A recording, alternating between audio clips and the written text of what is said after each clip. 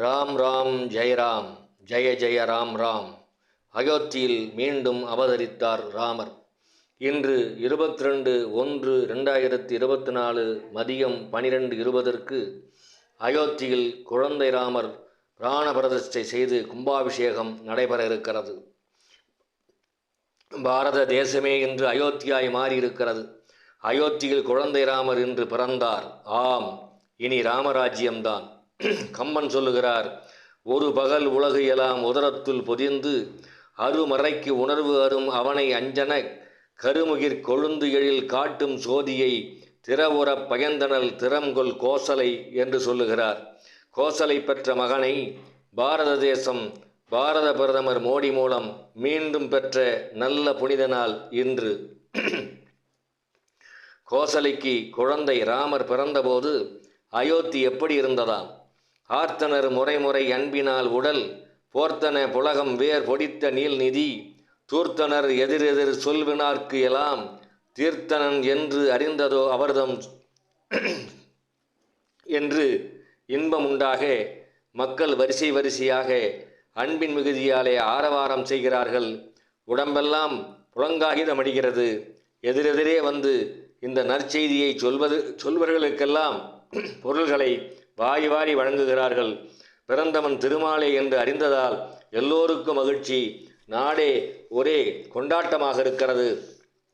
அனைத்து வீடுகளிலும் அனைத்து இல்லங்களிலும் அனைத்து மக்களும் அவரவர்கள் தங்கள் மகனுக்கு நினைப்பது போல தங்கள் வீட்டிலே குழந்தை பிறந்தது போல குதூகலம் அடைந்திருக்கிறார்கள் என்று கம்பன் சொல்லுகிற போது இன்றும் பாரதத்தில் அதே காட்சியை காண முடிகிறது.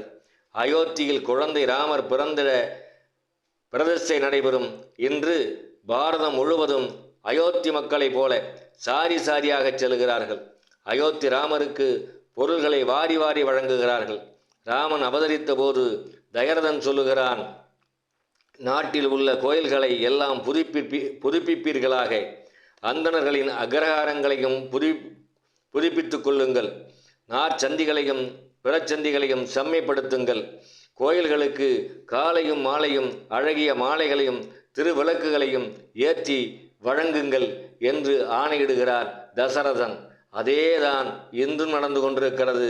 அன்பானவர்களே, ஆலையும் புக்குக அந்தணர்கள் தம் சாலையும் சதுக்கமும் சமைக்க சந்தியும் காலையும் மாலையும் கடவுளர்க்கு அணிமாலையும் தீபமும் வழங்குக என்கிறான் தசரதன். இதுதான் இன்றைய நம் மாண்புமிகு பிரதமர் மோடி அவர்களும் அரசன் தசரதனை போல சொல்லியிருக்கிறார். இதோ பாரதமே கொண்டாடுகிறது ராமனுடைய வருகையை முன்னிட்டு அனைவரும் தீபம் ஏற்றுங்கள் என்று சொன்னது கம்பன் சொன்னது அப்படியே இருக்கிறது. தயரதன் வாயிலாக சொன்னது இன்று கம்பனே நமது பிரதமர் மூலமாக சொல்லியிருக்கிறார் என்றுதான் நாம் புரிந்து கொள்ள வேண்டும். அனைவரும் ராமரை வழிபடுவோம். இனி ராமராஜ்யம் விளங்கட்டும்.